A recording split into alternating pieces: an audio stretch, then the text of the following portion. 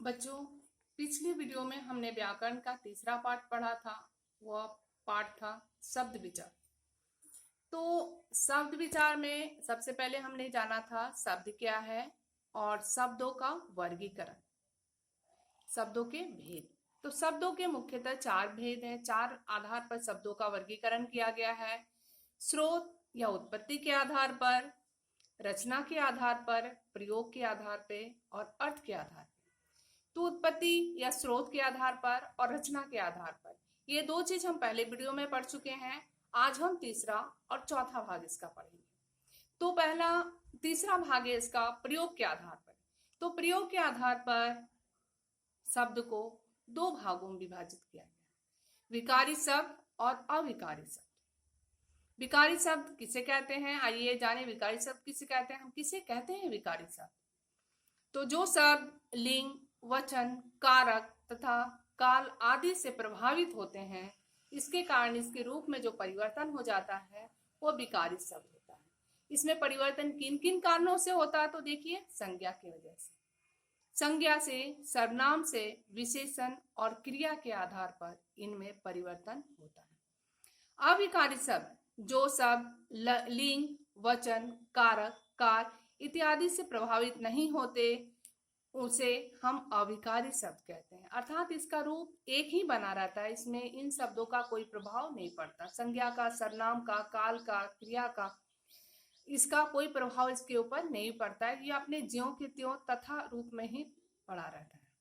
ये हो गया हमारा अविकारी शब्द। ठीक है, जैसे देखिए अविकारी शब्द क्या है? क्रिया विशेषण, संबोधन, समुच्चय बोधक और विस्मयादि बोधक। इसपे क्रिया का, काल का, संज्ञा का या सर्वनाम का कोई प्रभाव नहीं पड़ता। इसके रूप में किसी प्रकार का कोई परिवर्तन नहीं होता। तो ये था विकारी और अविकारी शब्द।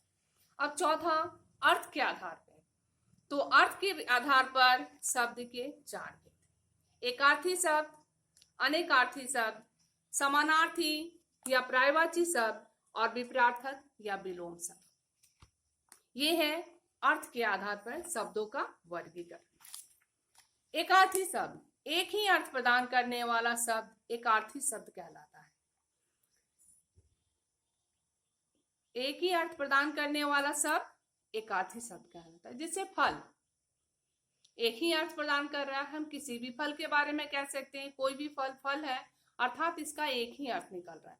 पहाड़, हम किसी भी पहाड़ के बारे में बात करें तो इसके लिए पहाड़ शब्द का ही प्रयोग होगा, चाहे वो हिमालय की पहाड़ कहे या किसी और पहाड़ का नाम ले, लेकिन इसके लिए पहाड़ शब्द का ही प्रयोग होगा, क्योंकि ये कोई भी पहाड़ एक ही अर्थ प्रदान कर रहा है। यानी धरातल से ऊंचा उठा हुआ वह क्षेत्र जो ऊंचा टीला के रूप में बना रहता है, पहाड़ कहलाता है।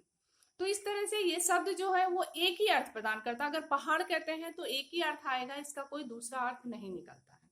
फल कहते हैं, फल का अर्थ फल ही होगा, चाहे वो आम कहिए, केला कहिए, संतरा कहिए या नारंगी कहिए, जो भी है, फल शब्द इन सभी फलों को एक समान रूप में ही व्यक्त करता है।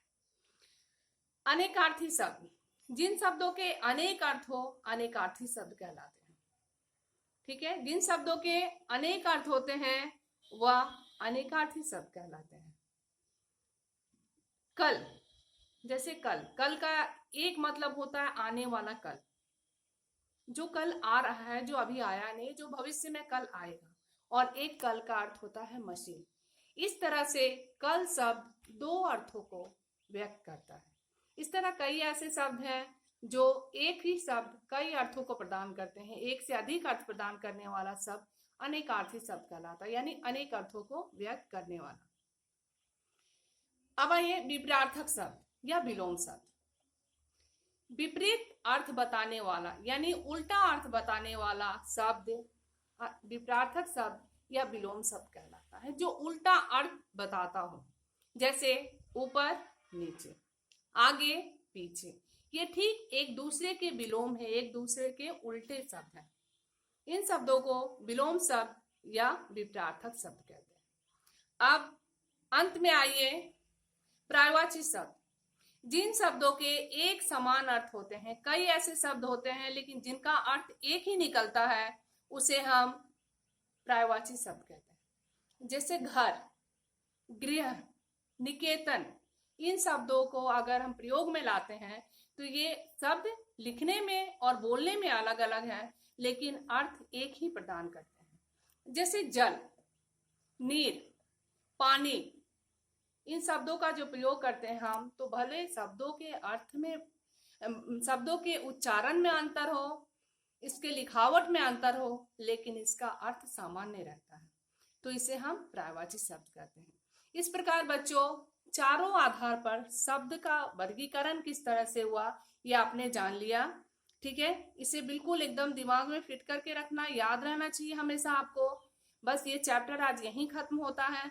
इस चैप्टर का क्वेश्चन आंसर आप कर लीजिए। क्वेश्चन आंसर में कहीं अगर कोई प्रॉब्लम आता है तो मेरे इसी मोबाइल नंबर पे या मेरे व्हाट्सएप नंबर पे आप यथासंभव जितना हो सके आप मेरी मदद ले सकते हैं।